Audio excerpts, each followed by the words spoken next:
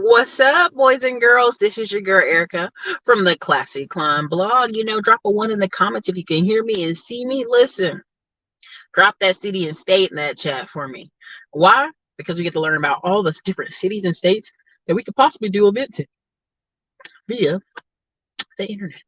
So, listen, you guys, this is a little bit earlier in the day than my usual, but I'm calling it late lunch. So, we talk about healthy boundaries and stagnant people, and everybody can't have access to you.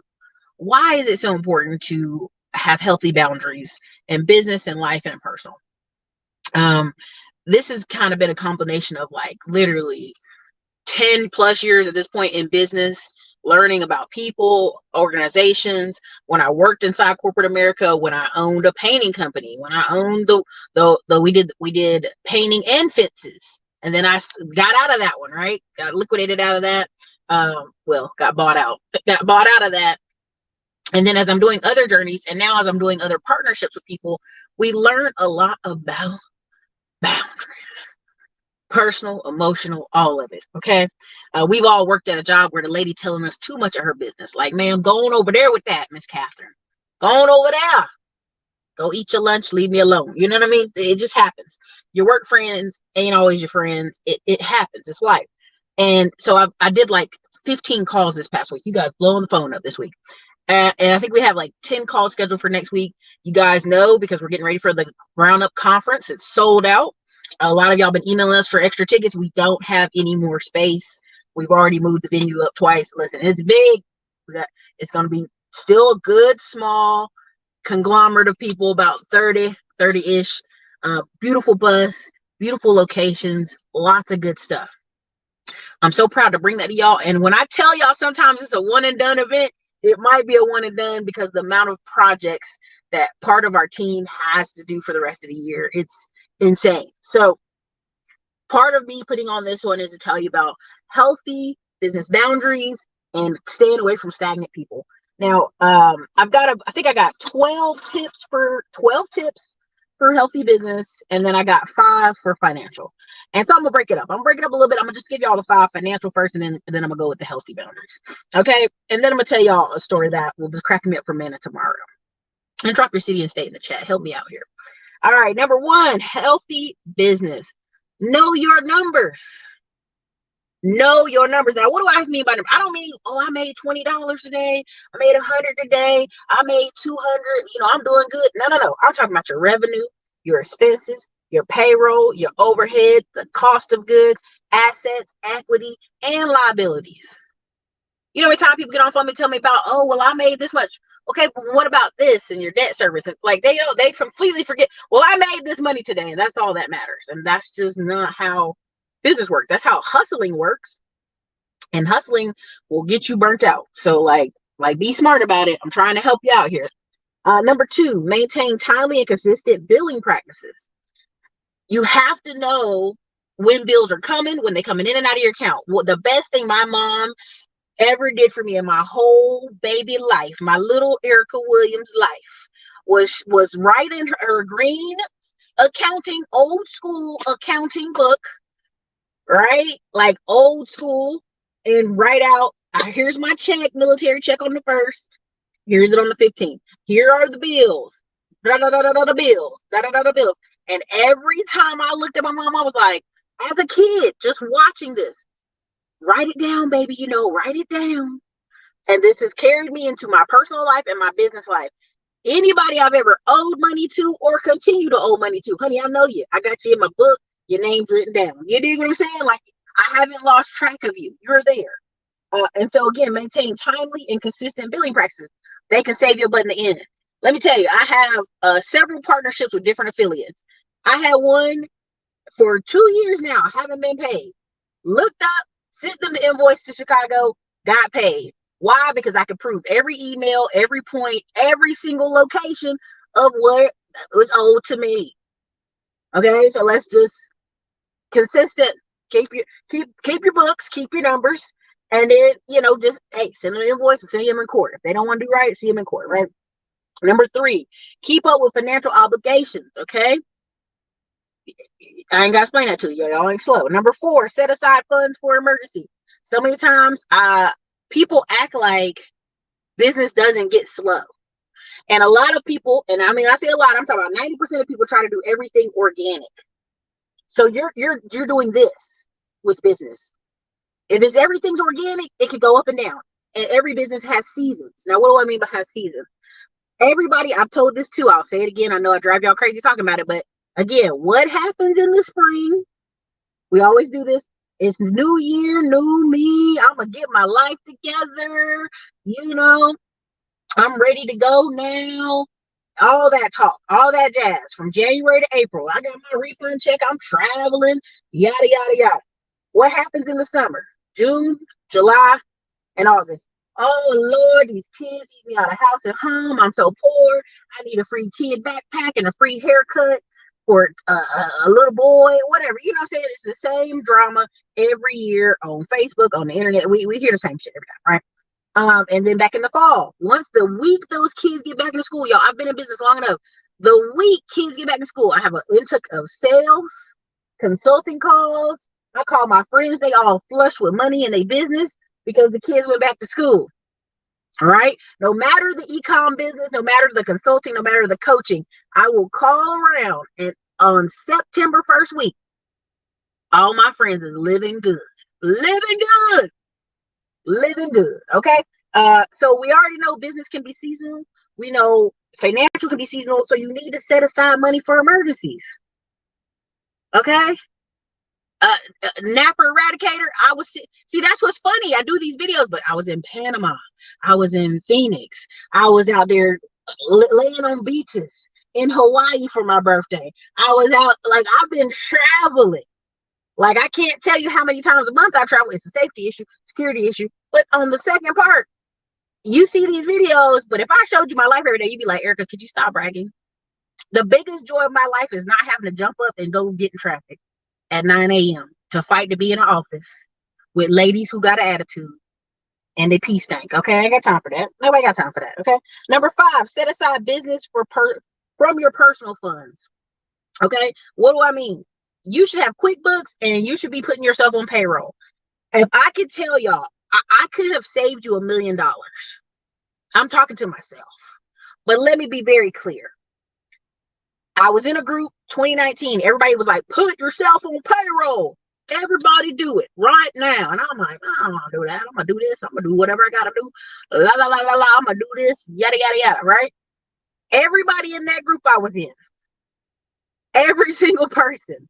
When it comes to this ERC getting $26,000, when it comes to these EIDL loans, when it comes to this PPP, they was all getting crazy paid.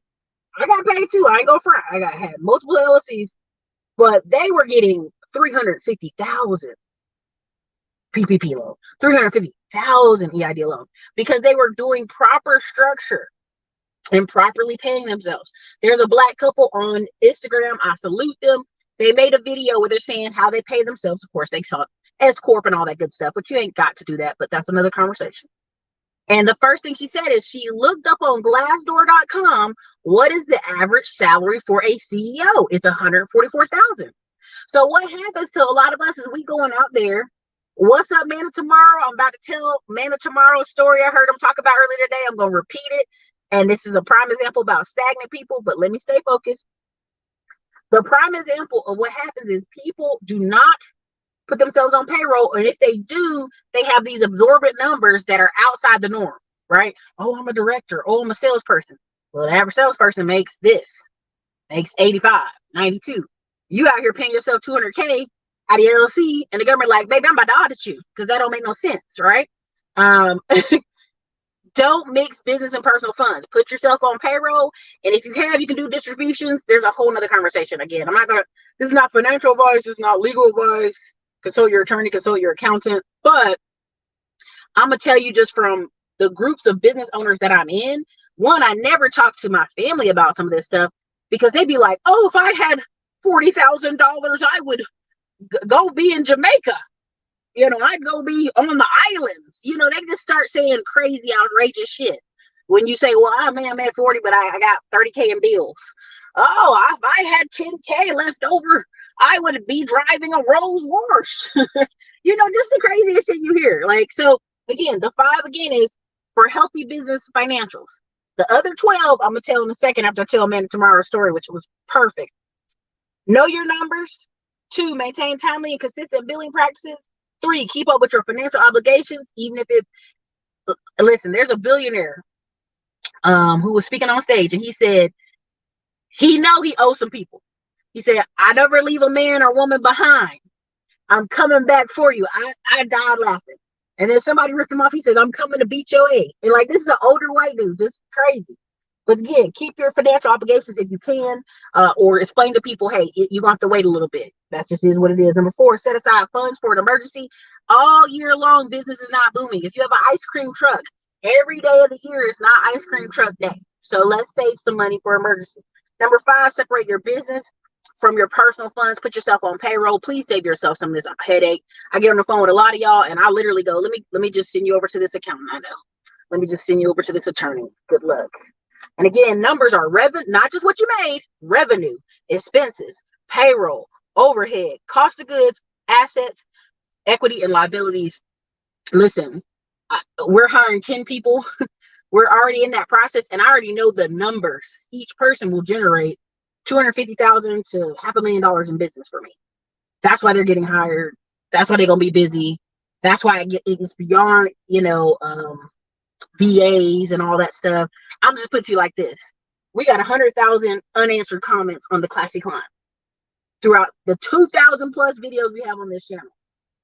We have staff that are literally going back years talking to people. Why? Because we have old videos where people are still hitting up our old affiliates, and then I have to chase old affiliates down to make sure they pay. They pay. But I'm just telling you, like, if you didn't keep your good numbers and go pull up old contract, I had to go pull up a contract from 2017 and be like, "No, I got this contract right here. Y'all supposed to pay me this percentage every time y'all get somebody some money." "Oh, okay, yeah, we found it." "Yeah, you're going to find it, and I'm going to make sure you find it." So don't play about your money. When people know that you can track it down and you can get it, because, again, emails are legal. You put something in email, it's legal. They can bring it in court and say, "Hey, you said this on this date. Oh, did you lie? Did you lie to this person in writing?" That's a bad look, baby. That's a bad look. So let me go ahead and tell you, okay. Man of Tomorrow gave a great thing. If he's still in here, Man of Tomorrow, drop a 1 in the comments if you're still here. Salute to you. He has hilarious but great commentary about self-sufficiency. I don't always agree with him on politics, but that don't matter. I respect the resources and value add he brings, okay? Because your girl's in the middle, libertarian, live hard, die hard, less government is better. But again, leave that alone. I'll step out of that. A couple things. Yeah, there he is. This is Man Tomorrow. Go check out his channel if you can. There's 151 people in here. Hit the like button. You must have the ability to walk away. What gives you the ability to walk away from bad situations, bad people, stagnant living, stagnant life is money. We live in a country where money matters. Even if you lived in China, money would matter. If you live in Africa, money matters. If you live in Colombia, money matters. If you go to Venezuela, money matters. The best thing, this guy posted there, he said, if you can't even make it in America where it's on easy mode, how do y'all think y'all going to live overseas with no skills and no money in your pocket? You're not.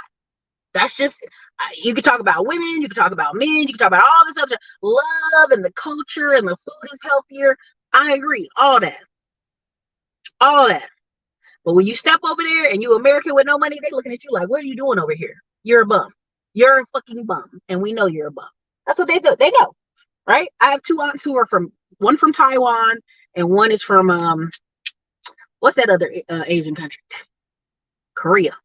So anyway, so it's not like I'm making this up. Like they die hard got here and was like, your family's a go-getters. And I'm like, yeah, we go get. We not slacking. We trying to get back to where we were, pre-Civil War. But that's, y'all know that already, the history about me and my family. I come from a family that owned slaves. American Indian woman owned a plantation. Government, it's all documented records. You can find it. Our family tried to keep it quiet. It is what it is. When they cut the repatriation checks, I'm gonna still be out there for the check. I might have to pay some on it, but I'm gonna still be out there. Now, Man of Tomorrow said he bought some land lots in Birmingham, Alabama. Man of Tomorrow, if I'm wrong, please correct me in the chat, but I think he said Birmingham, Alabama. I was down there in Vestavia Hills and Hoover, Alabama. And I'm telling you, you will be actually surprised at like brand new homes for low cost, men working everywhere. Guys were joking about going to Atlanta on the weekends to bring women down to Alabama. Like they were like, I got a girlfriend in Atlanta, and when I proposed to her, she gonna move here. Right? Like, so this is years ago. This is years ago when Pell City had a tornado. I was down there with the Red Cross. My mom was also down there helping a military unit. Like, I was down there, y'all. It was crazy. So he was like, he was in Birmingham. He saw some empty lots. He purchased several empty lots. Okay. Now he put a sign out there with his phone number and said, you know, for sale signs. Immediately he said his phone is blowing up. Now, Man of Tomorrow, if I'm wrong in any of this statement, please correct me. I don't ever want to misquote somebody. I just am not on my laptop to replay your part, what you said. He said the neighbor said he'd been living there 25 daggone years next door trying to figure out who had the empty lot beside him. Y'all, please put 25 in the chat. 25 years you've been living beside somebody and don't know? Like, there's an empty lot beside your house. And you ain't looked online. You ain't looked at the city. You ain't decided, like, well, dang, where the mailbox at? Is anybody getting any mail over here? How do I buy this land? It never crossed your mind in 25 years. 25 years, y'all. And so what Man of Tomorrow's point is the man called because the sign was in the yard. So y'all know what that means. He's reactive, but not proactive. He been sitting over there just waiting like the man at the lake in the Bible. There was nobody to drag me into the lake, so I couldn't get healed. You know what I'm saying? Just out there. Just out there. Sorry, phone. These people blowing the phone up all day today. Just out there waiting. Oh, I didn't know who owned it. I didn't know anything. And so when Man of Tomorrow told me this, I said this on his video. I know these type of stories. I've met these type of people. They will literally look in your face and be like, I didn't know you could do that. You didn't know you could look online and find out who owned this land and call and figure out if this is a good opportunity. You didn't do any of that. You just been going out your house every day looking at this empty land lot with the grass growing high, getting low, snow covering it. Well, there ain't really much snow in Alabama, but you know what I'm saying? Just looking at this land lot, ignoring. And that's where a lot of people are. They are reactive, not proactive. So when something happens to them, the neighborhood starts changing. Oh, there's new people moving into the neighborhood. Oh, I would never buy a house over here in the hood. Da-da-da. They've been living in the hood 30 years. Never owned their own home. Somebody comes in, buys a house up underneath them, and they got to move. We hear those stories all the time because they really do happen. I can start showing you news articles in California where Asian elderly couples are having to move. And they're like, my parents have been there 40 years. They've never been late on rent. Oh my gosh, the rent. What did I tell y'all rent meant? Please put in the comments. What did I tell you rent means? There's a clear definition of what rent means. And what does the word rent on Ericka's Classy Climb mean? It means you will be moved. At some point, you will move. What are you talking about? Oh, you know, my parents been over here 40 years. Why didn't your parents ask the guy, could they buy it? Why didn't your cousins ask somebody? Because I'm going to tell you right now, when Man of Tomorrow told me that story, the first thing I thought of is our cousin. Thank you. Rent is you will be moving.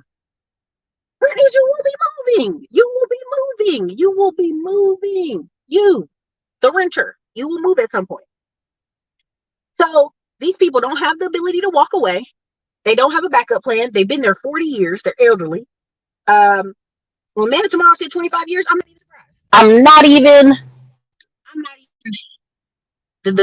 These people blowing my phone up, y'all. It's crazy. Chill out. Can y'all hear me? Put a 1 in the comments if you can hear me. Sorry. I know when it rings, it messes it up. And so the biggest thing is, like, y'all, why would you be somewhere and there's no plan? There's no retirement plan. There's no thought process on what life looks like. It's very scary to me that there's adults out there like this, but I know they are. And so these people are stagnant. And they shouldn't have, I'm not going to say get rid of people. I'm not going to say put these people away, any of that stuff. I'm just going to say be mindful of the people you're spending time with. I mean, your whole energy can be shifted. I visit some of my friends with kids and I'm like, I need a nap. Damn, the kids that wore me out. Trying to talk to you, the kids jumping around off the couch doing stuff. I'm like, God, can we take them to the park? Can we walk and talk? Because these kids is wild.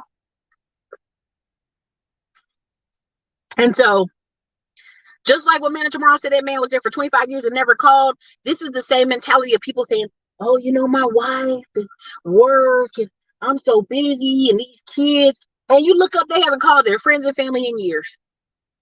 I remember somebody was telling me they hadn't spoke to their brother or sibling in a year. And I said, damn, you ain't text them? You ain't wish them happy birthday? You ain't even called? The number one person birthday you're going to remember is your mama and your siblings because you grew up with them. Everybody else, hey, it's a 50-50. I love when I see, Jimmy Kimmel had this thing where they would ask the dads when the child were born.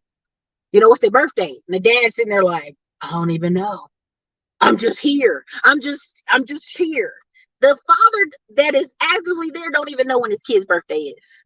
So when I tell people be on zombie, stagnant autopilot, like I'm just getting up, going to work and feeding these kids. That's all I'm doing is getting up and feeding these children and putting clothes on. That's all I can do, Ericka. I can't do much more. Baby, if you don't have anything planned for your life, the government don't have nothing planned for you. The prison cell ain't got nothing planned for you. The police don't have nothing good planned for you. You are the one who have to have something planned for you. Again, listen, smart money full chick. When San Francisco in the 80s was dirty cheap, they should have been on it. When we were in Hawaii, we were in Maui, we had a white lady Uber driver. Nice older lady, she chilling. She in a nice car. I said, man, that's a nice little car. What she do? Oh yeah, I came to Hawaii 3 different times and now I'm here retired. I was like, oh, that's cool. She's like, when I first came, I bought a condo in 1994. I said, where are you from? She said, California. It was so much cheaper to buy here than California. In 1994, y'all, she was in Hawaii buying a condo. Do you understand? This woman probably has $500,000 in equity when condos in Hawaii are for sale for $500,000, $700,000, and she probably bought hers for like 80 something in 1994. Before Magnum, like that's probably after Magnum PI. I don't know when Magnum PI came out, but after Dan Selleck's mustache time, okay. You have to understand that she was proactive.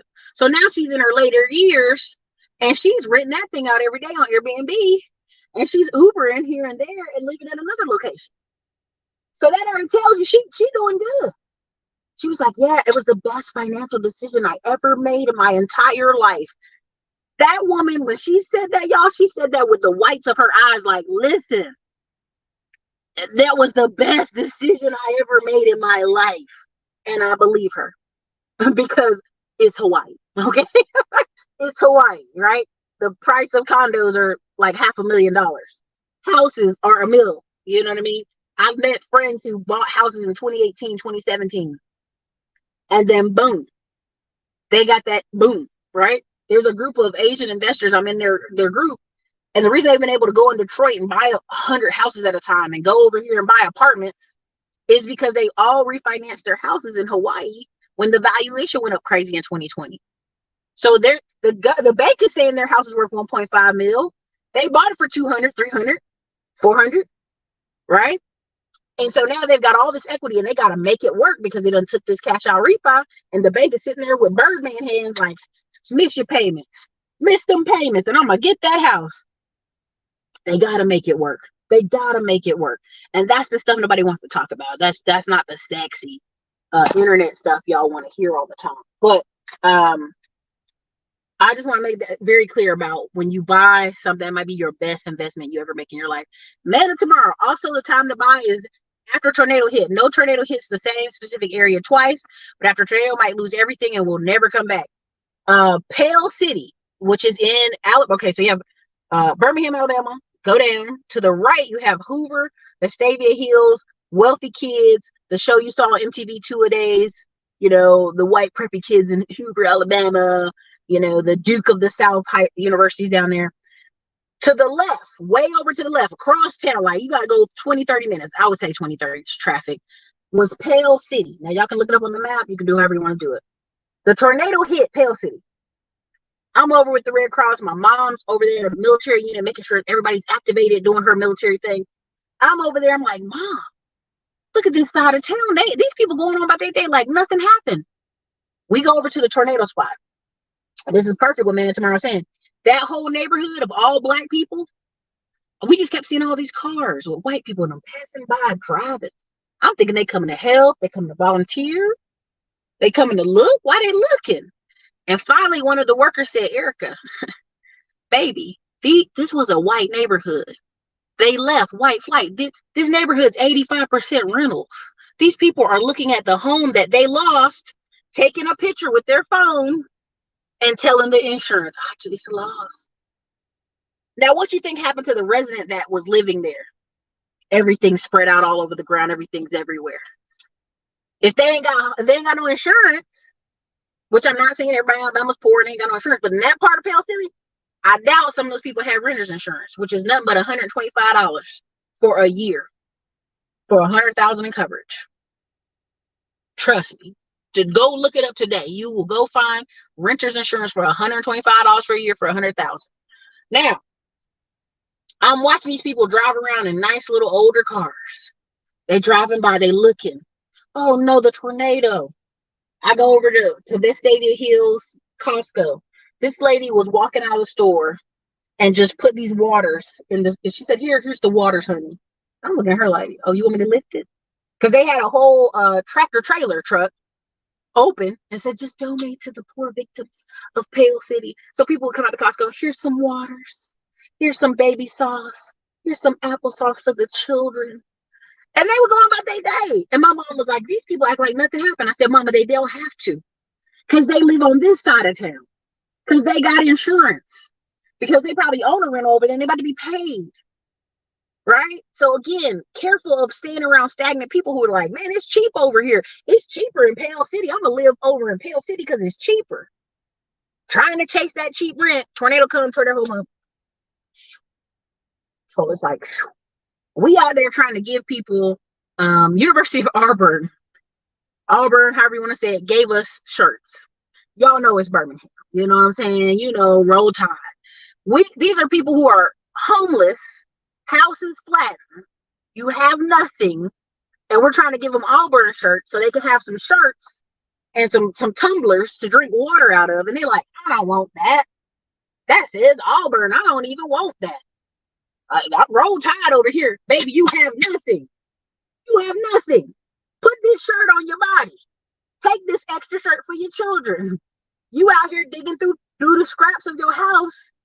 Take this shirt. Take it. Take it. It's hot out here. Take it. So I just use all this example because I know people are starting over.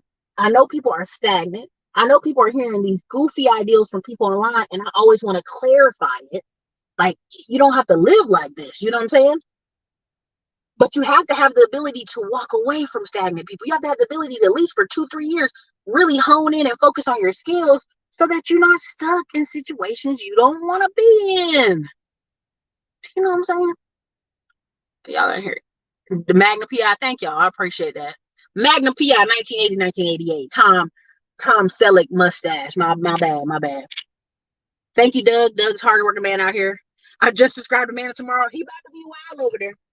He a wild one, but I appreciate his commentary because we hear so much commentary from unproductive, unsuccessful men that when there is a successful man, the commentary sounds absolutely different. People be mismanaging their lives so bad, honey, so bad. It's unfortunate, really, but so bad. They mismanage so bad. So they cash in on destroy home. You already know. Yep, 125. I bought a condo in Hawaii in 1995, 1997, sold it in 2005, double what I paid, bought a house in Michigan with land in California cash. Okay, Grace, congratulations. Starbucks donation. Listen, I be trying to quit, y'all. It's crack. And this is like oat milk. Espresso. It's dangerous. So let me see what else I got real quick before I go on to the next part. Asses can't even spell Tuscaloosa. Man, what is that? I don't want that. Do you want the tumbler at least so you have something to drink out of? Because you got your cups is all on the ground. You gonna drink out of these dirty cups on the ground? No, I don't want that tumbler either. So it's like, all right, cool. Of all the reasons not to take a shirt, right? Like, this ain't really the time to be worried about robberies when you're about homeless. Okay, so I just brought that up because that was a perfect example of hearing him talk about that today, of like how people are reactive. They want you to come, set it up, put it on a plate in their house, and then they'll do something. And I'm telling y'all right now, I'm in the middle of the day, and there's a couple different Starbucks I go to, but there's one, you know what I'm saying? They chilling. I'm talking about 40s, 50s, just chilling all day. I'm like, wonder what these people do, right? And what y'all got to realize, some people own 1 or 2 rentals. It's enough to chill. Some people own multiple things. It's enough to chill. People start a business. It's enough to chill. Oh, you know, I have shares. I have shares. Yes, in Starbucks. If y'all listen, if you're in my Classy Williams Invest, getting 15 to 30% returns on your money, I'm gonna do a whole nother, show you my stockpile count in another video and some other stuff, because I've been picking up when it be going down, I'll be picking it up. When it be certain dividend stocks, I'll be picking them up. But yes, Starbucks is one of them. So where's the other one? Okay, so part of talking about healthy business, and I'm gonna go to the 12 tips now, because there's 276 people here. Hit the like button. It's important that you're here. I love that you're here. Drop your city and state if you haven't before. It helps me know where you're coming from. Now, healthy business boundaries. This is the thing you have to learn, and everybody's gonna hurt some people's feelings. Who you are right now is who your business will be. So if you're chaotic, you're emotional, you're all over the place, that's what your business is gonna be like. I don't know if you ever watched Marcus Lemonis, when he would kind of come in and save people's businesses, and people would be a mess. Basically, they would be a mess. Their life would be a mess. They'd be arguing with their wife. She at the company arguing with people. Who you are comes out into your business. It does. It does.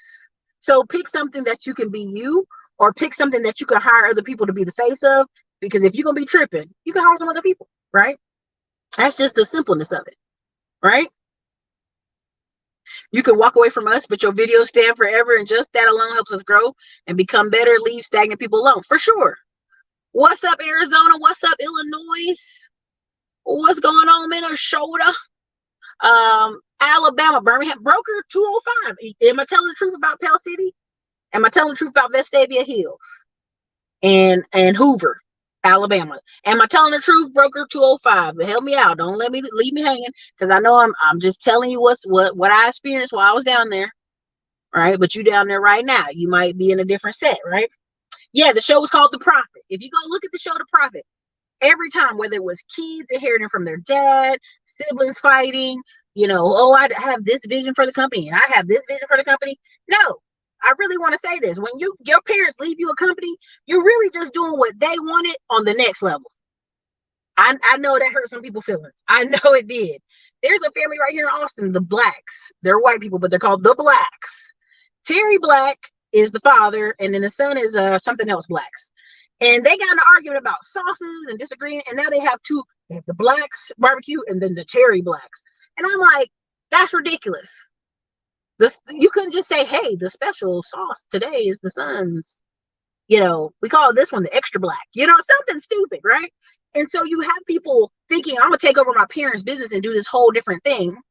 And that was not what you're for. The generational and estate planning is just you coming in and riding on the next level. The video I shared in the community wall, which, again, disclaimer, I haven't watched the session at all. I haven't watched Billions. It's on my list. Your girl just be working, and it's like, I get to it when I get to it. And the takeaway from that video was, when you realize that one family had manners, oh, we're just simple country folk. We're just the Pearson. We're just a simple country folk. We're just chilling because they have so much money that no one in their family works. No one has to get up and grind. No one has to get up and argue. No one has to get up and do that stuff. That's a following the daddy's plan, following whoever's plan, following mama's plan, following the plan, second and third and fourth generations without waste, right?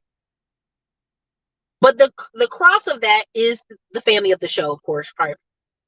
And how they're working and their dad, they want to take it over from their dad and all that stuff. And everybody has different visions. And then one son just goes out and buys a farm in Wyoming because he just realized I ain't never going to be successful in this chaotic, disastrous, unbalanced space. I can go over here. And that's the truth of it. What you have is a lot of people inheriting a business from their parents and thinking they're going to put some new stuff on it. That's not what it is. You're just continuing the legacy with some added changes. That's it.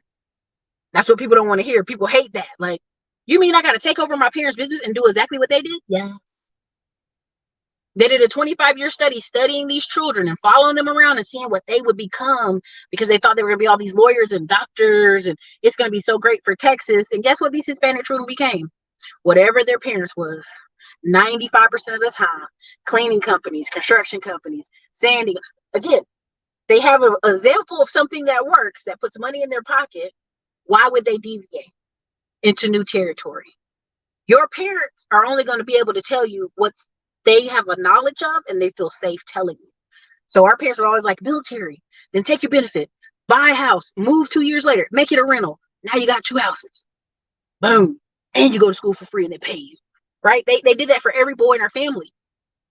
And when you look up now, 10 years later, every boy that's around our age and a little bit younger, all got houses, all got extra cars, all living pretty well, went to school for free, right? There's some people who are very anti-military. My significant others also one of those people, oh, military. I'm like, yes. It creates structure and discipline in grown men. It just does. Like, you can go to a town and realize this boy's 20-something years old. He sounds like a 30-something year old. Are there people who are fuck-ups and alcoholics and goof-offs when they leave the military? Yes. Ask Man of Tomorrow. Ask anybody who's in the military service. Everybody knows a bunch of fuck-ups that left the military. But the structure they were looking for in life came from somebody telling them what to do every day. And when you take away the component of somebody telling them what to do every day, who's the real person? It's that same child you got out of Mississippi, Alabama, Florida, North Carolina, Tennessee, wherever. They're just more of who they are. Just adult with the money. Okay? They didn't get the development. They didn't get it. So, let me kind of keep it back where I was. But again, I say all that to say your business, who you are is what your business will be. Okay? So let me see a couple more. People without boundaries or people pleasers. Yeah, and that's dangerous. What's up, North Carolina? Baltimore. I'm in Texas. Punta Gorda, Florida. What's up, Baltimore? Yes, ma'am. Same thing about Pleasant Grove, West Alabama. The big one came through in 2011.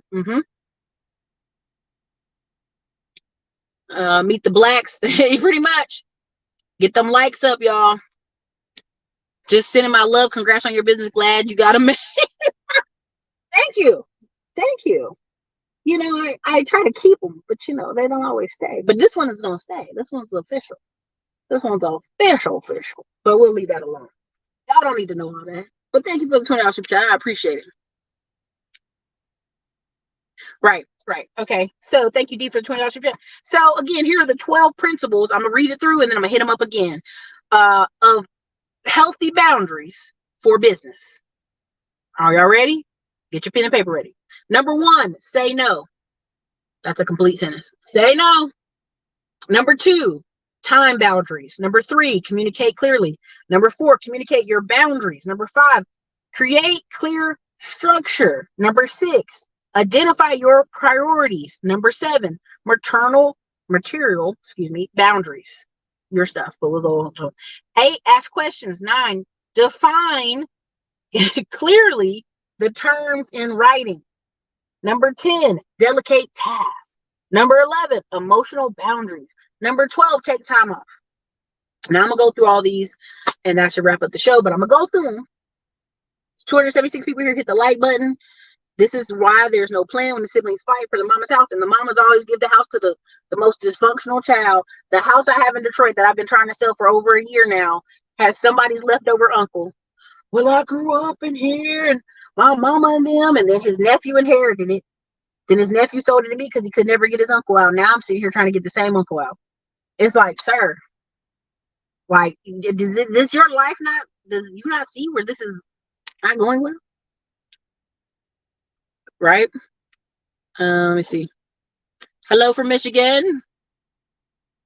There is a Pleasant Grove in Dallas too. That's right.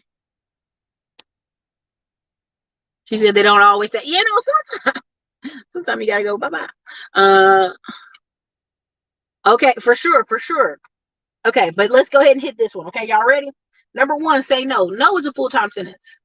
The last year, people try to act like it's my significant other. That's why I'm saying no to them. No, I was saying no to y'all because your ideals were stupid. Your partnerships offers were undesirable, and I didn't want to work with you. That's it. No is a full sentence. If I say no, it ain't it. Oh, why not? Why? Don't you think this? No, I don't think it'll be helpful. No, I don't think it'd be helpful to my 15,000 email list. I don't think it'd be helpful to the 100,000 unanswered comments I already got on this page. The partnerships I'm working on right now this week, it'll start. I think you'll start seeing me talk about it this week. We purposely had to make sure number 8, number 9, we had it clear, defined in writing. Because I've had to go back and be like, hey, you guys owe me this much. Oh, no, we don't. Oh, we don't. I'm about to show you better than I can tell you, right? And so you have to be able to what? From the first part of the show when I told you about financial discipline, you know your numbers, you got good contracts, you can prove it, and you can walk away from shitty situations. The number one thing I can tell y'all, if nothing else changes your life, if nothing else I say matters to you, be able to walk away shitty situations. I'm not saying walk away from your kids if they cutting up. I'm not saying walk away from your spouse if they cutting up. I'm saying elective folks. What are elective folks? People from work, people, people over there. You know what I'm saying? Be able to walk away. Even if they put money in your pocket, be able to say, you know what? All money ain't good money, and keep it pushing. All right. So no is a full sentence. No, you need this no for you and for your family. Just gonna put that out there. Number 2, time boundaries. I know everybody's like the late night or the midnight hustle. I'm gonna hustle and grind at night, and I'm gonna do all this. Again, you have 9 to 5 and you have the 5 to 9. What do you do from 5 to 9? Right? How does your night look? Do you go to the gym? Do you eat better? What do you put in your body? What are you watching on TV? Are you educating yourself an hour every day? There was a dude on O'Shea Duke Jackson channel going to Brazil for 2 weeks of his vacation. That's all he could afford every year, 2 weeks. And every night he was studying Portuguese for an hour a night so he could just be on the phone, patty cake talking to women from Brazil.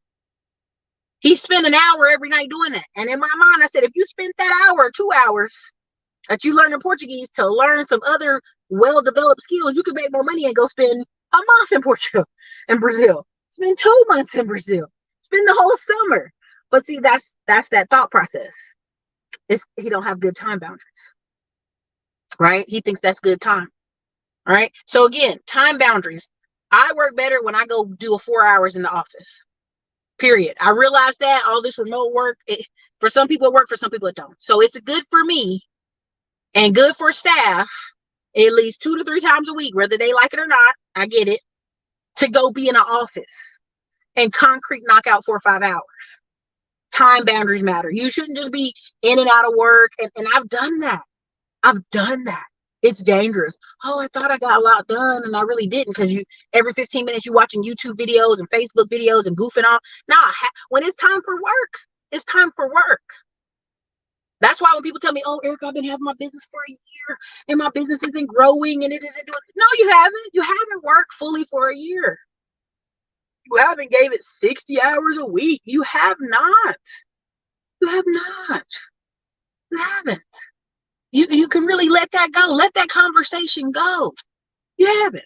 This is also the importance of employees. This is why we're hiring 10 people this summer, because the amount of business we're trying to do and the amount of projects we have will require other people on top of them tasks. Not just you, girl. Number 3, communicate clearly. What does that mean? If you have to write it down for people, if you have to call them, you have to do Zooms and all this stuff. Sometimes you have to do all this. You do. Sometimes you have to do all this. You have to do all this marketing and pushing up. Now, if this content is good to y'all, drop a 1 in the comments right now. There's 277 people here. If some of y'all talking to me, some of y'all not, hit me up with some likes, all right? Number 4, communicate your boundaries. Hey, this is what we're not going to do. right? At your office, when they say, how do you create your values for work? There's this guy said this, and it works because it does. If you take out a sheet of paper right now, name 3 things you don't like. People are going to go, oh, I don't like liars. I don't like people being late. I don't like people not taking responsibility for their work, right? So that's 3 things, right? So you're going to say, now put it in reverse. We like people to communicate honestly. This is an open and honest environment, right? Number 2, we like people to be punctual and on time for work.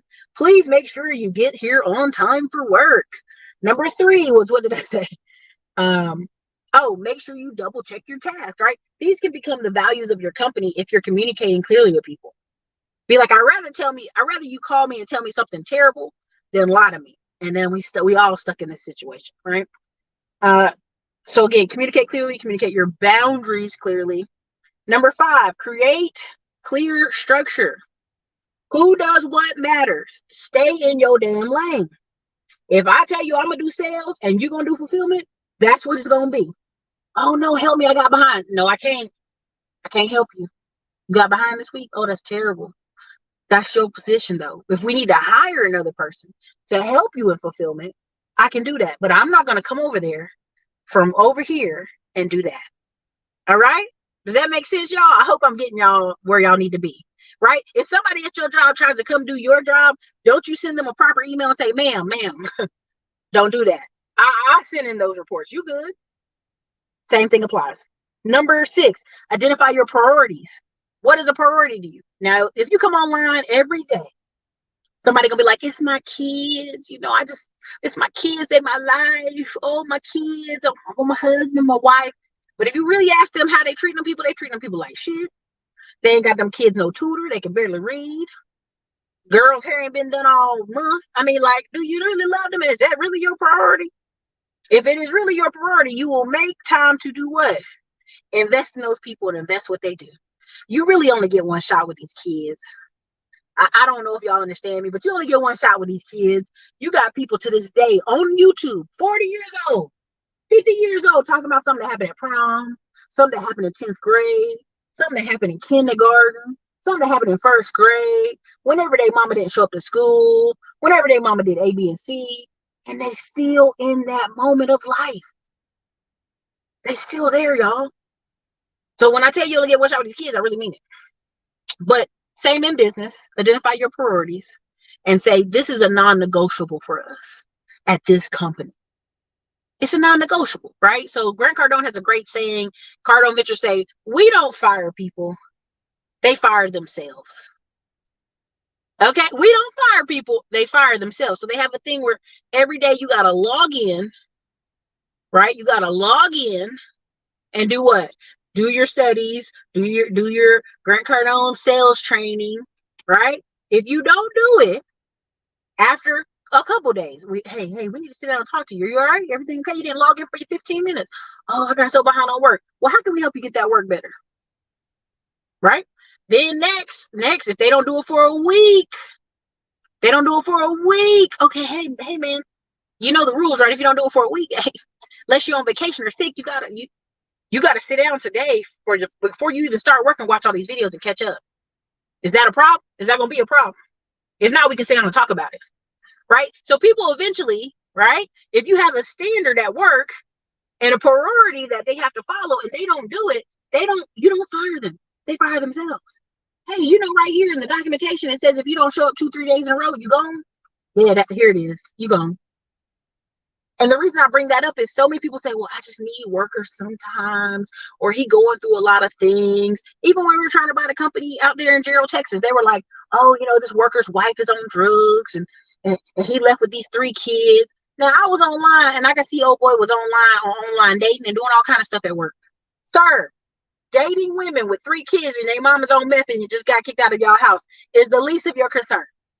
You should be worried about coming to work. Especially when somebody's buying a business and you might be the first person they cut from the book. You know what I'm saying? It's crazy.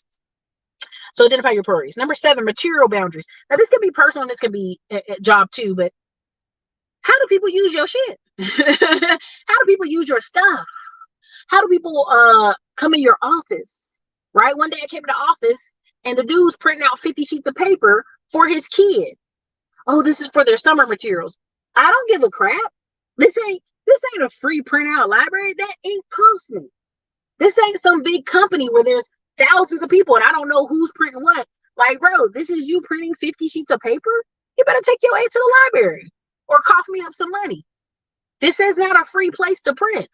I just, I'm getting this for my child. They got summer school. That's not my problem. You're not here to print on my dime. See, this is why people want to go work for big Fortune 500 companies so they can just hide in between offices and not doing shit. That's what they want. They want to go work at big companies, make $50K a year, hide in between people and shuck and jive and, oh, I didn't do my work and why is work so hard? Right? When I had over 6 employees, not 1, 2, 3, 4, 5, 6 take the laptops from work and not return them. And when I sit here and call the police, they're like, you called the police? Oh, yeah, baby. You got my intellectual property. You got my physical property. I'm concerned. I can't give you your last paycheck till you bring that laptop back. Right? How bad are people's financial situation that they keep a cheap-ass laptop from work? Bad. So you have to identify with your priorities, your maternal boundaries. How do people handle your crap? How do they handle the office when they come in? Do they clean the bathroom up? One of the things Killdraws told me was so crazy. He said there was a meeting. It was 6 guys. Everybody took turns going to the bathroom. And he went to bed. He said, okay, I got to go to meeting. I got to go to the bathroom. He goes in there and he says, there's pee all over the seat. He's like, who is the freaking animal who pissed all over the seat, knowing we all got to use this small bathroom in this office, and then clean it up? Whoever that was, you need to be ashamed of yourself. And he came back in the meeting and told people that. There was one guy in that group that pissed all over that seat and didn't tell nobody. Just sat there like, what? Somebody peed all over the seat? This is just personal home training, right? So how do people use your office? How do they use your space? And I'm actually shocked that Killdraws addressed a group of men that way. But that's only a man can really say that. Like, hey, you guys, who peed all over the seat? That's crazy. All right? So how do people treat your stuff? It's very important. In relationships, how does your significant other treat your car? Are they curb hopping? Are they swiping your debit card? What are they doing? You need to know how they do with your stuff. Number 8, ask questions. If you are at any point in time unsure what I said, or I'm unsure what you said, I'm going to ask you a question. What you said? Say it again. My hearing is not that great on one ear, but I'm like, what you say? What you say? I'm going to ask you again, and you're going to have to just answer, or I'm going to sit here. We can both sit here and look crazy. Well, what'd you say? Did you say that? You didn't say that? Okay. Just make sure I heard it right. You know what I'm saying? Number 9, define clear terms in writing. Let me tell you something. Oh, Lord, to this day, there are so many moments where I didn't get something in writing that I could go back and just spin the block. And I mean, pew, pew, pew, pew, pew, the whole block. There are so many times I didn't get something in writing. Somebody wouldn't agree to my terms. Somebody tried to twist my arm. Oh, I didn't know that. You didn't tell me that. You didn't notify me. Let me tell you something. Baby, if Ericka Williams put it in writing, oh, baby, don't you know it's about to be rough up in here. So the point of what I want you to tell is, like, if somebody agrees to certain terms with you and they keep moving the terms, hey, man, we got to write this stuff down. We got to get this written down somewhere. We got to have this in writing. It's all good right now, but what is it in writing? How much do I really owe you? How much do I have to pay you? How much are you going to pay me? Oh, we're going to split this business 50-50? That doesn't really work for me. We can do 51-49, right? You have to really put yourself in those positions and understand clear terms in writing. Even when I do business with family and friends, in terms in writing. It don't matter what y'all said at the cookout on last week. It don't matter. Did you write it down? Did you notarize it? Did you sign it? Did you? If you didn't, I can't help you.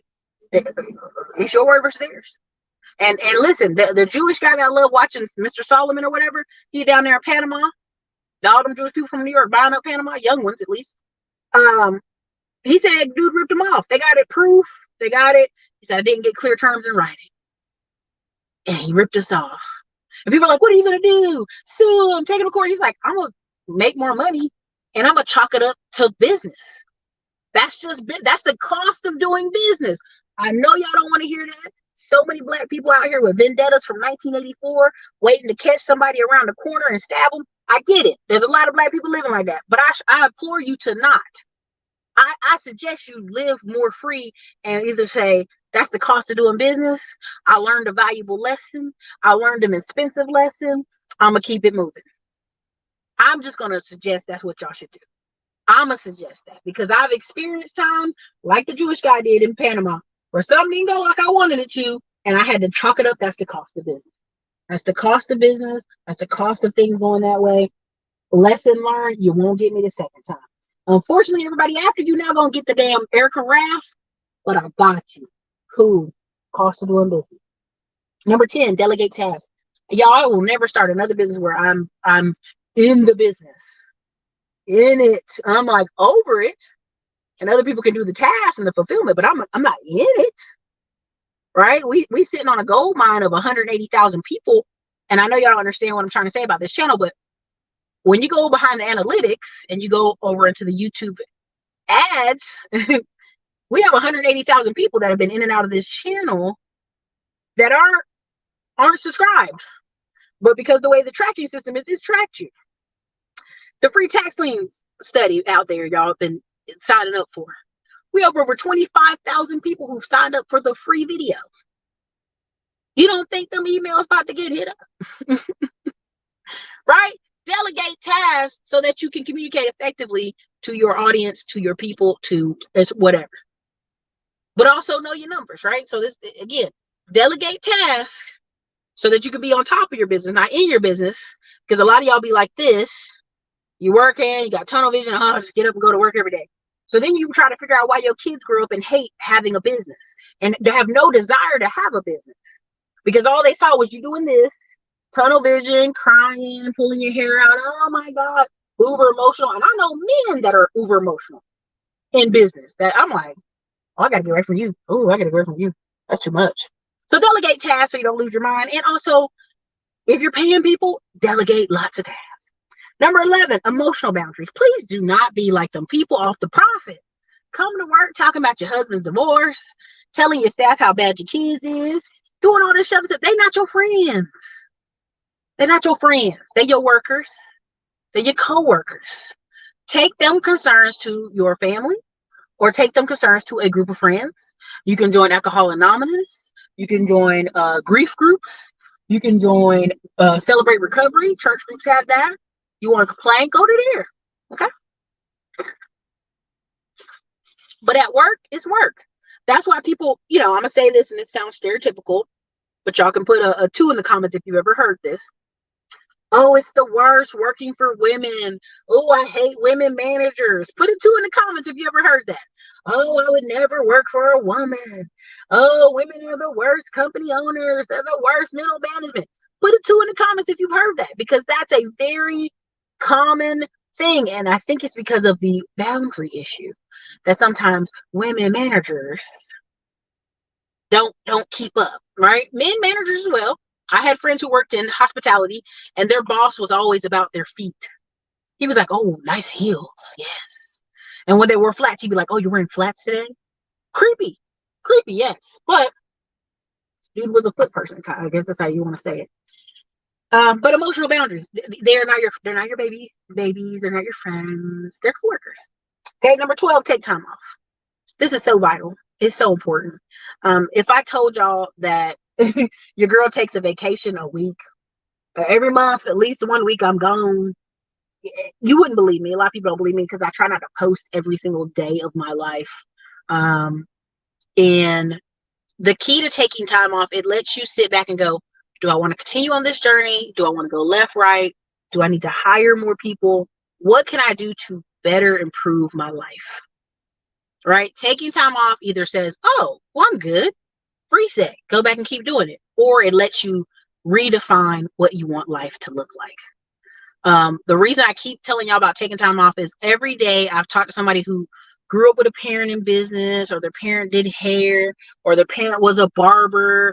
Oh, every Saturday I was stuck at the barber shop looking at my dad do hair. You thinking you convincing your kid of hard work. They looking at it like this is miserable. Every Saturday we're here. I don't like that. Right? We never took vacations. You know, people I get on the phone with, and the first thing they tell me is, I do this because my parent never took a vacation, so I take vacation. I'm like, well, you financially in a bad spot. Yeah, but I have to take vacations because my parents never took any. Okay? So take time off. This is your 12 healthy business boundaries. Number 1 was say no. Number 2 was time boundaries. Number 3 is communicate clearly. Number 4 is communicate your boundaries. Number 5 is create clear structure. Number 6, identify your priorities for your company. Number 7, yourself. Number 7, material boundaries. How do people treat your office and your stuff? Pay attention. It says a lot about them. Okay. Number 8, ask questions. Number 9, define clear terms in writing at all times. Number 10, delegate tasks. Number 11, emotional boundaries. Number 12, take time off. Period. Point blank. So many people say, Ericka, I'm struggling with imposter syndrome. You don't understand because you're such a successful YouTuber. And I want you to really assess yourself on a confidence level. If you're getting up every day and doing it daily with a full sin, why are you feeling imposter syndrome? Because you're not a doctorate of Harvard and you have millions of dollars coming in from a company? No. That's an internal issue. The validation you are seeking will not be found on this internet. The validation you are seeking mostly will not be found online. The validation you're seeking comes from within. Like self-confidence comes from within. Self-esteem comes from yourself, right? That's why when we talk to business owners who are, we'll go there, out of weight, running out of money, financial issues, it didn't just start with one thing. It isn't in the business fault. That's the number one people say, oh, it's ever since I started this business, I can't get up and go to the gym every day. I can't go eat like I want. I can't do it like I want. That's not true. The business is an extension of you and yourself. It just is. Your behaviors, all that. Do you know how many times I go to conferences and in the morning I'll get up at 6 a.m. before the conference starts just to walk for 30 minutes, just to get my brain ready, get my body ready. And the gym is full of business owners. Not everybody's skinny, but everybody's like getting their day going because you have to have some structure. So again, imposter syndrome comes from a self-confidence issue, whether people want to agree with me or not. If you're getting up every day and you're making phone calls and you're a salesperson for your business, why do you feel like an imposter? Are you trying to tell your family or friends about your business and it ain't making millions of dollars, so your family and friends are like, why would you do that? Freedom. I get to do what you don't get to do. And that's part of why I say number 12, take time off. Because when your family and friends start seeing you vacation, oh, must be nice. Oh, I wish I lived like you, girl. No, you don't. You don't wish you had the years of struggle.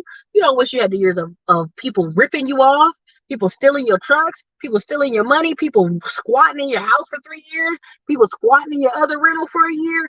You don't want any of those things. You don't want them. I assure you, you don't. And that is why we built the funding course, the funding bundle. That's why we put all these courses together, just to give people the headaches, spare them the headaches that we survived through, right? But also using this platform to a smart degree, right? Like, I get it. The sub supremacy, where people have, they have 100,000 subs, so they know what they're talking about. They have 300,000 subs and they're talking about. We every day get online. Somebody had 2 million, 1 million subs, and they are broke as a joke. But you got somebody with 50,000, 100,000, small amount of subscribers getting banked, getting heavy bank. It's YouTube. If I had chose to play in Instagram land, I'd be broke right now. Fuck Instagram. Now, there are some people who make Instagram work. Great for them. I made YouTube work for me. That's how I know we got 180,000 people that are not subscribed to the channel, but we can reach them via our community wall, via our email list, via a lot of different ways. We just had 25,000 people in a compound chasing that tax lien course, chasing the free. They want to watch the free video. Don't worry, I'm going to email you to death. And so you get over that syndrome when you're actually living that life, when you're actually doing that life. Y'all got to let that go. That's a confidence issue. So let me read this, a couple more, and I'm going to close this on that. I'll be concerned about the worker who cannot complete the task, retraining, time management, rewrite task steps. Yeah, that part. Spot on. Free printer. Yeah, he thought it was a free printer. He really tried it. That could be considered stealing. right? Go to the library, Staples, or Home Depot. Pay them their 10 cents. Call the popo. Big issues can. Yep, yep, yep. Um, they do that at home too. Tell the truth, shame the devil. Very awkward. Write it down. Spin the block. Charge it to the game. Can I say number 8 again? Oh, I don't know. What was number 8? Ask questions. Ask questions always. Like, what, huh? I missed something. Tell me the question, answer again. Ask questions.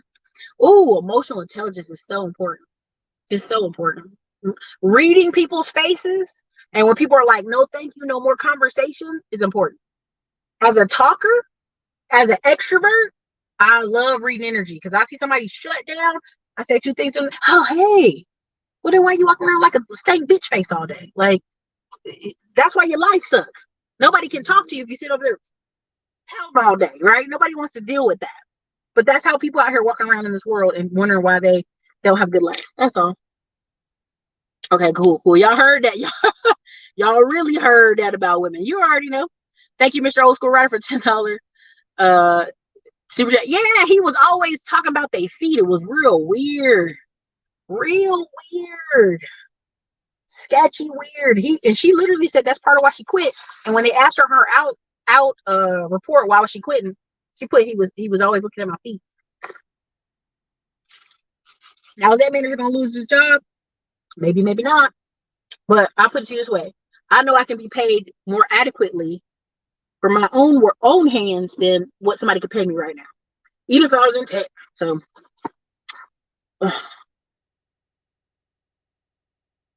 I hate working for women in leadership that talk to people who report to them like they children. Yikes. Yikes. Place it in the corporate booklet. You already know. Inner validation, y'all. Inner validation is so important. Drip campaigns. You already know. We gonna drip them to death. Like, to death. Like, the next 4 weeks are gonna be insane for a reason. I love your realness. Thank you. I appreciate you. Entrepreneurship is not for the weary. Huge gains or big losses and it's always your fault. It's always your fault. And this is the problem, JM. This is truly the problem. We had a lot of yahoos come into business in the 1990s, frat bros. What's up, bro? I'm going to start my own company, man. I'm going to make all this money. And they didn't follow instruction. They maybe got some money from family or friends, right? They didn't follow a system or a structure. And so when they crash and burn, now everybody's like, see how bad business is if you start a business? No, your cousin Larry is a crackhead. So yes, he has a plumbing business, but nobody wants it at his house because he smokes crack, right? Or your cousin Brandon is goofy. Nobody wants him on their roof cutting up. Nobody wants. So when people say, well, I would never own a business because see how hard it is. No, you can't start a business. It ain't in you. It ain't in you. You're not the top 11%. It's only 11% historically that have owned their own businesses. Everybody else were putting around, kind of farming, kind of working in factories, kind of doing other stuff. They were never real business owners. It's only been 11% of our population. So let's get that clear. Historically. That's why England worked the way it worked. That's how they convincing you how to work here in America. We're going to have more people in the 1099 lifestyle, but overall, people don't have the systems or the structure or the discipline yet to really be out here working hard for themselves. That's why template businesses work. That's why I know people from 2019 who were reselling tickets, took that money, got more credit, bought real estate, and kept it on repeat because they followed a template. But y'all, I'm going to do it my way. I'm going to do it different. That's why I'm glad Mike came on talking about selling iPhones, and y'all missed the whole part where he's like, yeah, I spent $150 a day. Put $150 in the chat, but $150 a day on Facebook ads. He said, you can do it if you got $20, but I spend $150. So if the leader of the class spends $150, ain't I'm gonna spend $150. And his phone ring off the hook and he got leads. The only thing that I'm blessed with this YouTube channel and all these years of YouTube, I can go back thousands of videos. Countless people, countless projects, countless emails, countless all this stuff, and tap into that income stream. But that's a whole nother conversation. I'll say that for the digital real estate folks. I'll put inside class. But yeah, that's why a lot of people, oh, entrepreneurship's so hard. No, you're just a shitty, unorganized person, right? That's really what it is. Because I mean, even when I had my office and it was the pandemic, everybody's like, the gyms are closed. My personal trainer came to my office, and in the parking lot, we're literally doing battle ropes and push-ups and running around. So you know what I mean? It's one of those things. It's a decision. Yeah, it demands extreme ownership. This is most people want to go hide at a job, work, sit on their cell phone all day, be paid $50,000 to $80,000 a year, and mad when companies won't comply to that. Oh, these terrible landlords, these terrible business owners won't pay me what I'm worth. What are you really worth? That's why this Jet TV, can't even say it. Chat, GTP. Y'all fix it for me in the chat. Y'all know what I'm trying to say. The AI that is coming. And the AI that we're using for the 2 companies that we're starting this summer, literally, I sat there and was like, it does all this? It responds to people, it's texting people. Everybody with the texting thing. That's AI talking to you. I ain't gonna front. That is a computer talking to you. It took some of my phrases I needed and it is talking to you. Scary, right? Because they could use your voice at some point, right? But I was like, I don't even need to hire nobody to this monitors itself. Oh my God. So, just some things.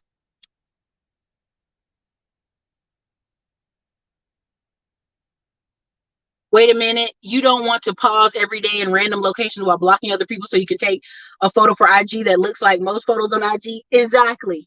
When people tell me about them doing that, I'll be like, wow, that's how you want to live your life? That's ridiculous. I'm glad you guys enjoyed this video. If you've enjoyed it, drop a 1 in the comments. Are we going to have a real conversation about women in management? I think there's a lot of women in management who do a great job. It just, I'm be careful here.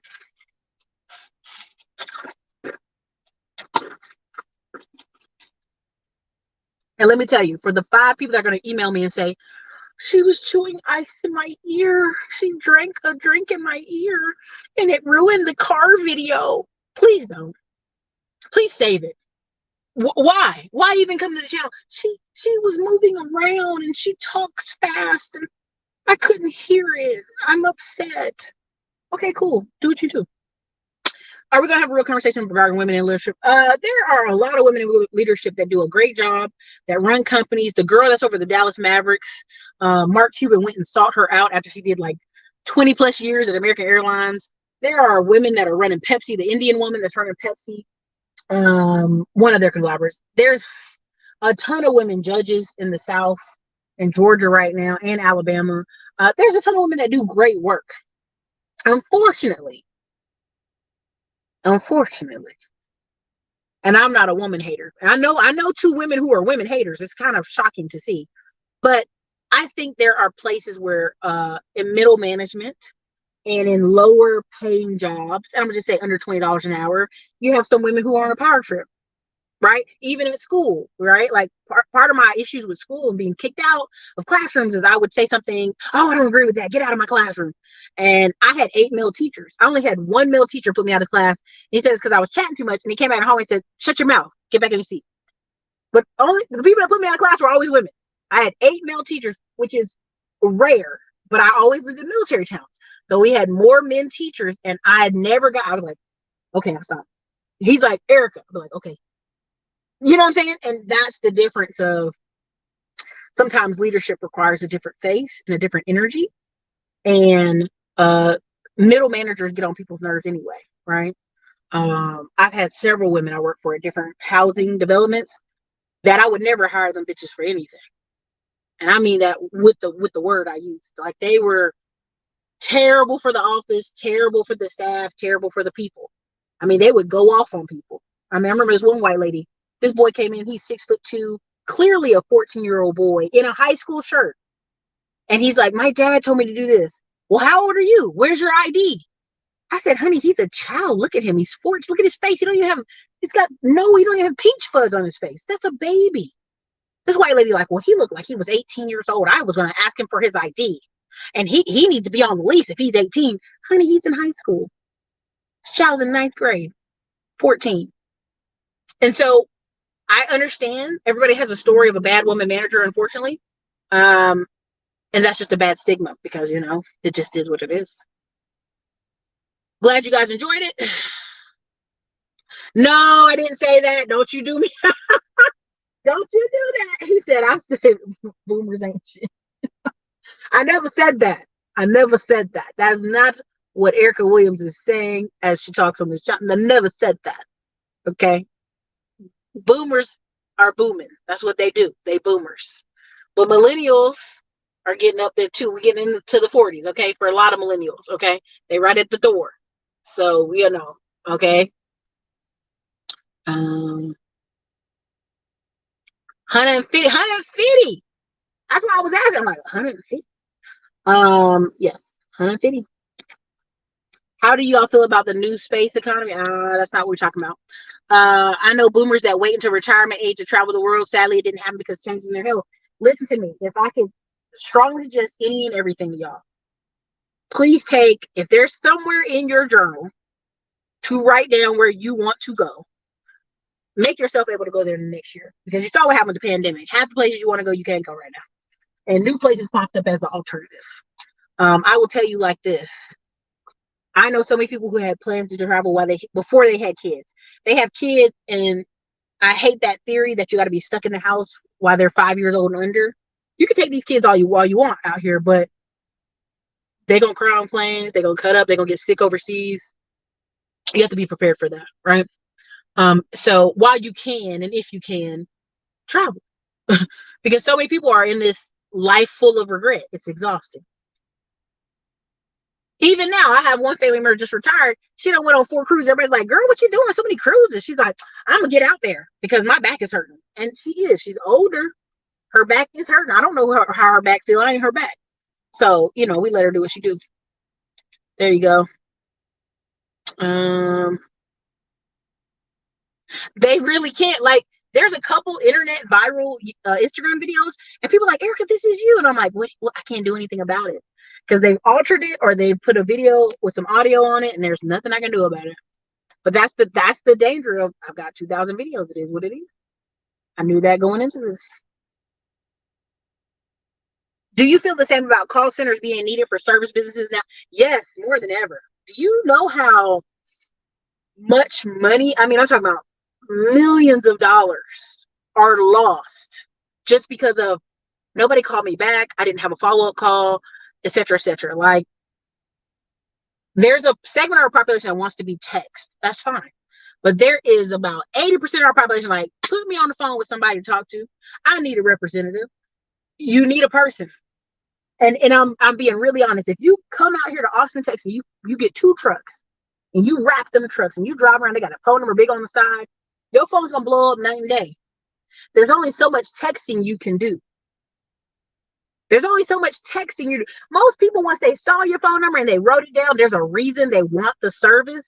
They are just like, well, let me see how they sound on the phone. Do you know how many times I've had people go, yeah, I'm gonna call this company, let me see how they talk to me on the phone. Because what they're doing is gauging the customer service. They're gauging the quality of service. That's why I get hard on not just Black business owner, but Latino business owner. Like, you should have somebody who can answer the phone who can speak English or Spanish. Period. Now, the good thing about owning your own business is, well, I don't want to talk to people. If they can't speak Spanish, then they won't be my customer. Okay, that's a choice. That's a choice, right? But no, I do feel call centers are needed. They're vital. I still want to open one right now because there's so many business owners. Oh, the frequently asked questions are on the page. Do you know how many times we've sold out Ron's event in less than a week or something? And it's my event too. We're co-hosting. It's like my first time co-hosting, other than the ones I've done in the past. But right now, we had so many people like, I have a question. I need to talk to somebody. I'm like, we answer an email. I still want to talk to somebody. You get on the phone with them. Oh, okay. They just wanted to hear from a person. Like, I'm in a realm where paying $5,000 and $10,000 for conferences and you don't speak to nobody till you get there is the norm. But for most people, I spent $1,000. I spent $2,500. I need to talk to somebody. I need to speak to somebody. And if you read the 4-Hour Workweek book, he says when you spend $50 to $250, and now I'd push that up to $500, right? You don't necessarily need to talk to somebody. You can make that decision without having a conversation with somebody. You could, $500, I'll do it. There's a segment of population. If they spend $100, I need to talk to somebody right now, immediately, expeditiously, immediately. You're like, hey, for $100, here, take your 100 back. Take your 100 back. You need it for the therapy. Get out of my face. You have call centers are valuable. They're going to be valuable for the next 10, 15 years, especially as we have a population get older. And I can't understand it. I can't get it. I need to speak to somebody. You're going to have a lot of that. A lot. Listen, I consider myself tech savvy. Our internet messed up at the house. I was doing everything the system told me, the chat told me, the person on the phone told me. The lady was like, I was like, ma'am, I promise you, I'm a tech person. It's not working. And she started laughing. She's like, we're going to send somebody. He go by, he opened up the wall. He's like, oh, see this plug? It was not even your fault. This wasn't plugged in right. I would have never known that, right? How many people would have been like, AT&T has the worst service? You know what I'm saying? Like, because they didn't know how to fix something. You're going to need call centers. You're going to need them. There are plenty of lousy people, women and men, in middle management. Women in middle management. Yes. I know plenty of awful men and women. Yeah. She doesn't talk fast. You're listening slow. Listen. People email me, Ericka, you're drinking coffee. You're making noise. I can't listen. I want you to know you have a learning disability. I know this sounds harsh. I have a family member who works in special needs people, special needs children at the time. But what ended up happening is there was somebody, if they were playing music in the classroom, I can't hear. I can't, they're like freaking out. And she's like, I'm talking the same monotone voice. What's wrong? I can't hear. The music's too loud. The music's like in the background, quiet elevator music. So the kids that are studying and reading, they can just sit over there in the other corner and study. They couldn't handle it. I can't hear. I can't hear. You know how many people, I go on videos where people have music playing. People are like, I can't hear. I can't hear what you're saying, man. They're freaking out. You have a learning disability. That's actually a qualified learning disability, right? When y'all see me read stuff out here, and I have a speech impediment. Again, I had this since a kid, but I'll be reading stuff to you guys on here, and you'll be like, Ericka, you're reading the letters wrong. Do you have dyslexia? No, I have a speech impediment. I'm just doing it out of order. My bad. Don't have disability. No, but I do have a speech impediment, right? So there's things when I notice people have learning disabilities, period. They have learning disabilities. And so they can't focus. They can't hear it. They have to watch a YouTube video several times back and forth to get it. And I'm okay with that. But people do email me. Oh, you were eating. I couldn't understand nothing else. I couldn't focus. The rest of the video was terrible. You're like, okay. Oh, listen, you already know. A lot of these HR women about to be up out of here. A lot of these Karens are about to be up out of here. All the way out. Because most of them are trained to be managers, not leaders. Management is easy because you follow orders. Leadership is hard because you have to work on yourself. She went off on people. Ericka is basically dictating my experience. These women are abusive and predators. No one wants to bring this up. Listen, people, when there is a power vacuum and people feel hopeless or powerless, they will take it out where they can. And I tell you this, if you look at the Indian schools where they took Native American children from their parents, and if you go look at the laws, it was called accidental death laws. It was where white women were beating black slave children till they died, or they would accidentally fall or die. And so it was happening so much they made a law. They made a law, accidental death law. It was like, oops, accident. She just beat the child to death. It was an accident. So you have a history in this country of women sometimes, not all, kind of moving into a power vacuum and abusing that. So you hear about schools, you hear about teachers and parents, and it happens. It just happens. It's okay.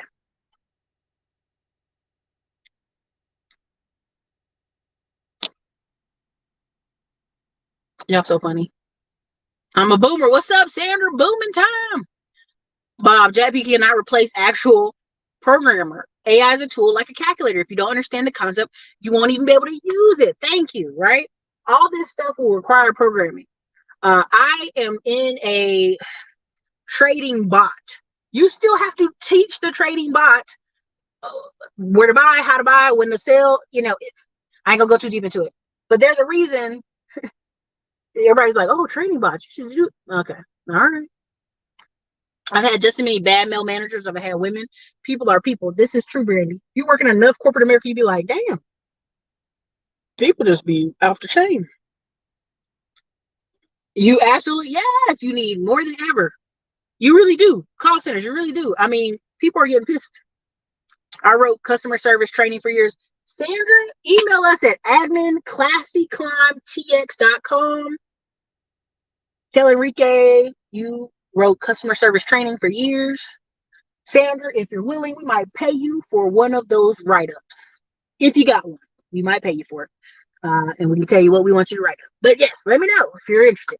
But anybody, if you have questions, comments, you're locked out of classes, admin at classyclimbtx.com. Somebody can put that in the chat for me. We can wrap it up. They are needed for fun. Love the phone interaction. Medical coding and billing. That's right. Major inquiries, expensive. Damn. He just said these people are illiterate. Damn. That's foul. But it's true. Hey, Ericka, why didn't you raise the price on the tax lien course? Valdez, the tax lien course is in with another marketing company for over, I think, another year contract. So the tax lien course is the only course that did not raise up to $2,000 because of a legal binding document, clear, defined terms in writing. Could not change that. Everything else did change though. So if you're looking for a tax lien course, it is still $197. I know people say, well, somewhere on the page it says $149. You ain't getting it for $149. So get over it. It's $197. You don't want it, don't take it. You don't want it, don't take it. Like simple as that. You don't want it, don't buy it. Right? We keep adding new content to pretty much every class this month and next month because we just have updates and new stuff that needs to go in there. But yeah, that's the only thing. Thank you for the $5 super chat. Thank you so much. I appreciate it. Exactly. They have sensory overload issues. They have a No Child Left Behind initiative. Adults, a major disservice. It really did.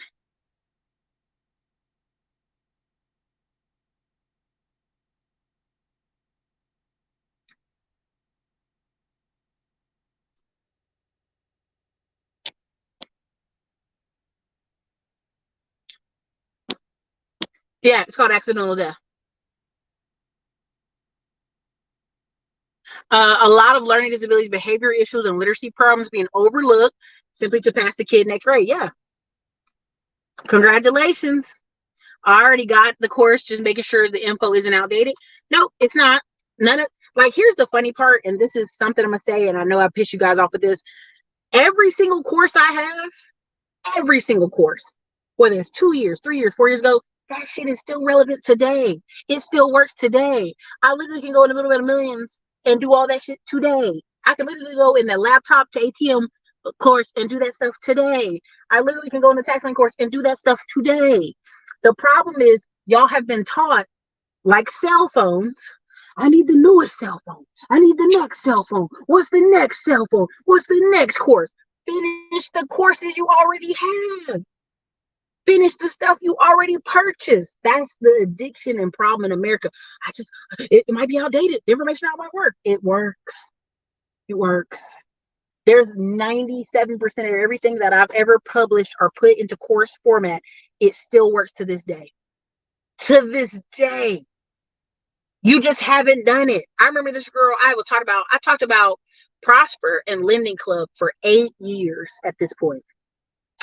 3 years ago, Lending Club got acquired and liquidated, pretty much started liquidating people's notes till it got finished. And then you're done, right? People were like, hey, I can't put $25 on Lending Club no more. Baby, I've been talking about it for 7 years. If you weren't really and all to waste $25 in 2011, 2012, 2013, 2014, 2015, 2016, 17, 18, 19, 20. If you weren't willing to risk $25 in, I don't want to hear it. That means your life has been in shambles for 6 years now. That you couldn't even risk 20. I can't risk 25, Ericka. Oh, Jesus. Like your life is in shambles. Like I would get off the internet and go to work a job tomorrow. That I would just turn the computer off. You dig what I'm saying? That's all I'm saying. Oh, keep in mind, Dallas, the illegal immigrant population in DISD. I read that in the late 90s, 50% of all DISD students were illegals. That's what I'm telling you. They tracked these children for 25 years in Texas and realized they will literally just go do what their parent did. Oh, their parent was in construction, they're gonna do construction. Their parent in healthcare, they're gonna do healthcare.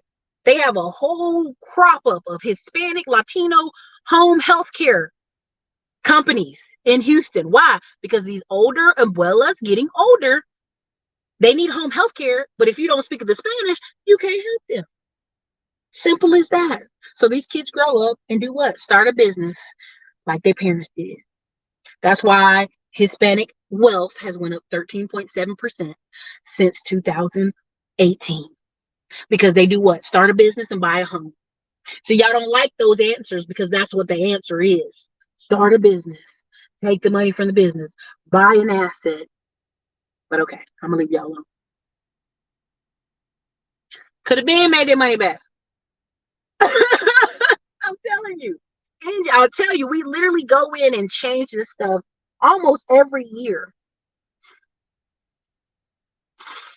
Update the videos, change the information. I don't know. It said it was out 3 years ago.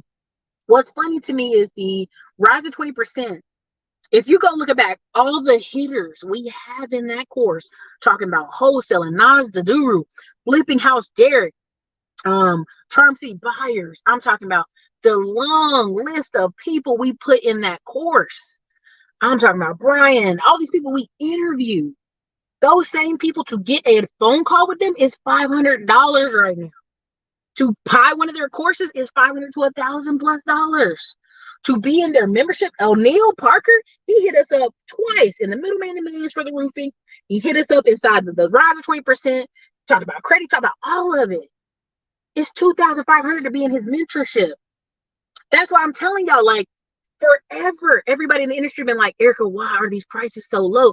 Like, you have 40 business millionaires in your course teaching freely. I said, I know. That's why they prices had to go. I could not hold it back any longer. Couldn't hold it back. Everybody I work with, all the marketing companies were like, what is wrong with you? The only reason we keep the tax lien course sale is the contract we have with them for another year. That's it. In writing. So there you go. What else y'all got real quick so I can get out of here? Yes, ma'am, I made money off Linda Club. I'm telling you. Even the free videos still work to this day. Listen, you know how many people have reached out to me? Ericka, I took the funding course, got 35,000 in the first week. Do you need a video? Yeah, I need a video. Give me that testimonial. Quit playing with me. We working through testimonials right now, putting them out. So, exactly. People complaining about outdated info are just proving they are not problem solvers. You won't make it out here. You won't. You will not make it. Listen, the military, the Marines, when they do this course in Paris Island, South Carolina, or whatever, and the Army, when they do this Ranger course in Fort Bragg, when you get to the information, they said when you get 70% of information, take your ass off and go.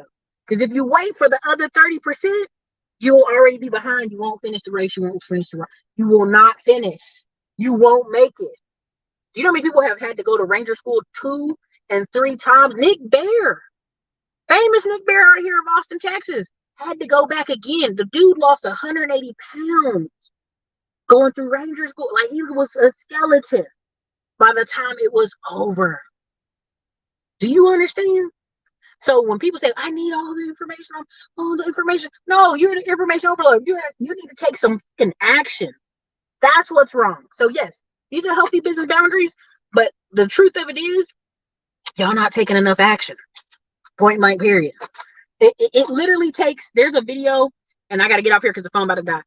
There's a video from the millionaire dude out of Austin, Texas. He says creating a millionaire business in a weekend, and everybody hates it. They hate it. They hate it. Okay, they hate it. Right? They're like, oh, these videos, these videos are terrible. These videos are. Listen to me. Listen to me. It's $1 million business a weekend.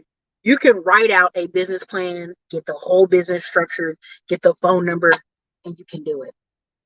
We're recording some little stuff for mini TV shows this summer, but I promise you, I'm gonna have some good commentary and show y'all how we started something in a weekend, went to the bank that Monday, got it started, cranked it up to 250,000. I promise you, you don't want to miss it, because I'm gonna try to record it 1, 2, 3, like an overview recap. But yeah, it's possible. People don't want to hear it, but it's possible. So yes, Noah Kagan. Crazy part is I was supposed to do an affiliate with him. We could not agree on different terms, handwritten terms. There you go. So anyways, Noah drops gems all the time, but it's called, go check it out. Don't have to listen to me. Y'all don't have to believe me. I just be in rooms with people. Go look at Noah Kagan's video, how to make $1 million business in a weekend. I'll even post in the community wall when I get off of here, because it's so vital. It's how do you get a proof of concept of your video, of your business quickly, right? And a lot of people say, well, I'm gonna ask all my family and friends. If you know your family and friends is broke, stop asking them. Cut it out. Stop asking them. Cut it out. Go ask strangers. Go run Facebook ads. $150 a day is what Mike flipping iPhone said. Okay? Stop playing. Giant Lifestyle is selling a Facebook ads course right now for $497. I'm telling you, if you don't learn no other skill, if you can run a few ads a day, I'm talking about $20 to $40 a day, your phone will ring off the hook nonstop. But I gotta get out of here. So it's my legs burning up for the sun. They're not ready for the shift. They really aren't. So anyway, this is your girl Ericka from the Classic Clown blog. If you enjoyed the conversation, there's been 450 people in and out of this chat the whole time we've been here. Hit the like button. Shoot your girl up. It's a Friday this week. Prepare to hit. Here are a lot of good companies we're partnering with, working with. You guys have an amazing day. You have never heard of Noah? He was like number 5 at Facebook and number something at MySpace or something, but you'll see it. Anyways, you guys, this is your girl Ericka, Classic Clown blog. Thank you so much. I appreciate every single one of you. For those of you I'll be seeing in Arizona at the end of this week, I'm excited. I'm blessed. If you're in Dallas tomorrow and Sunday, I don't know if we're going to make it because we're a little tired from all the travel, but I'm supposed to be at the No Limit Conference in Dallas. It's going to be everybody and their mama there. If you're there, be nice, speak to me. Don't act crazy. Your girl always going to have it on her. Boop, boop, boop. Don't trip, because I will boop, boop in your leg. I don't care. Right? So you guys, this is your Ericka. Have a great night. Look forward to seeing you guys in Arizona. Look forward to seeing if you're in Dallas this weekend. Look forward to seeing some of you later this summer. We have surprise events happening. It's about to be on. It's about to be a good year. I'm super happy. You guys, this is your girl Ericka. Later.